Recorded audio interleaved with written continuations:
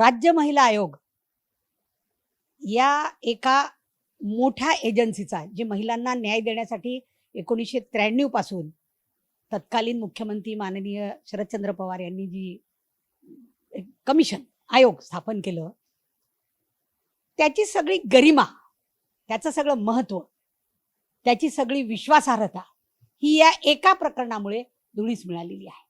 रुपालीताई चाकणकर यांचं काय, तर यांचा पाय अजून खोलात रुतत आहे. त्या कितीही म्हणो की बाबा मला काय माहित, त्यांना मी गुरु मानलं होतं, नंतर हा माणूस कसा वागणार असं कसं कळणार आहे, नंतरचा काय प्रश्न आहे. तेव्हापासून आतापर्यंत तुम्ही त्यांना कनेक्टेडच होतात 100%.